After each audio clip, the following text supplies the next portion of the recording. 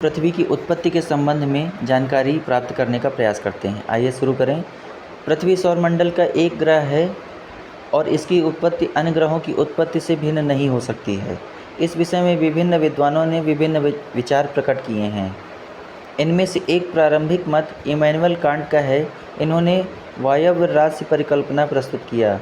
1796 ईस्वी में लाप्लास ने इसका संशोधन प्रस्तुत किया, जो निहारिका परिकल्पना के नाम से जाना जाता है। 1905 में चेम्बरलेन और मोल्टन ने कहा कि ब्रह्मांड में एक अन्य भ्रमणशील तारा सूर्य के नज़दीक से गुजरा।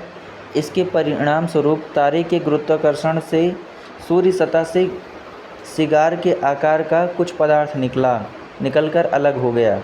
यह तारा जब सूर्य से दूर चला गया तो सूर्य सतह से बाहर निकला हुआ यह पदार्थ सूर्य के चारों ओर घूमने लगा तथा धीरे धीरे संघनित होकर ग्रहों के रूप में परिवर्तित हो गया। ब्रिटेन के प्रसिद्ध वैज्ञानिक सर जेम्स जीन्स ने 1919 ईस्वी में ज्वारीय परिकल्पना का प्रतिपादन किया तथा अन्य वैज्ञानिक सर हैरोल्ड जेफरी ने इसमें संशोधन किया। कुछ समय बाद सूर्य के साथी सितारे की बात मानी जाने लगी। इस तर्क को द्वैतारक सिद्धांत के नाम से जाना जाता है। वर्ष 1943 में रूस के ऑटो स्मिड तथा जर्मनी के कार्ल वाइजास्कर ने निहारिका परिकल्पना में कुछ संशोधन किया। ऑटो स्मिड ने अपनी धूल एवं गैस परिकल्पना में ब्रह्मांड के अपार धूल एवं गैस के होने की बात कही, जबकि कार्ल वाइजास्कर ने सूर्य की रचना कॉस्मिक धूल से मानी।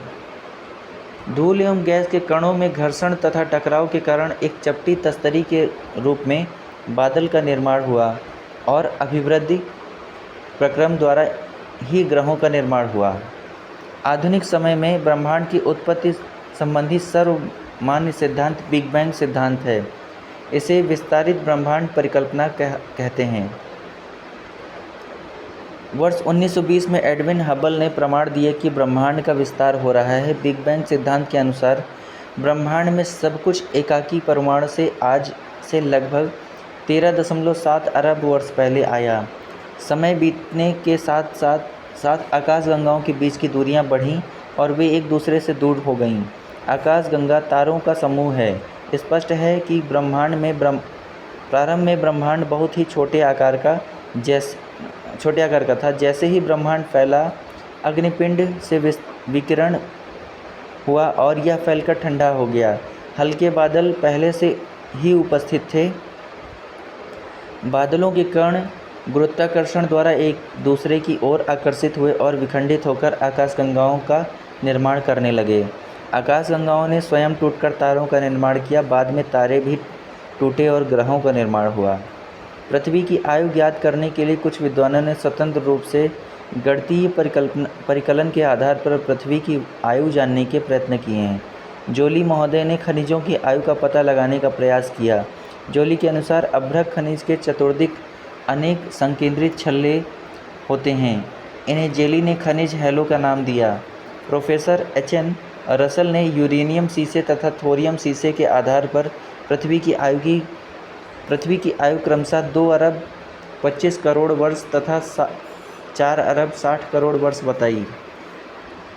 रेडियो सक्रिय पदार्थों के आधार पर पृथ्वी की आयु की गणना में सर्वाधिक सफलता प्राप्त हुई तथा वर्तमान समय में यह विधि अधिक विश्वसनीय मानी जाती है। यूरेनियम तथा थोरियम किसी न किसी रूप तथा मात्रा में प्रत्येक सेल में पाए जाते हैं।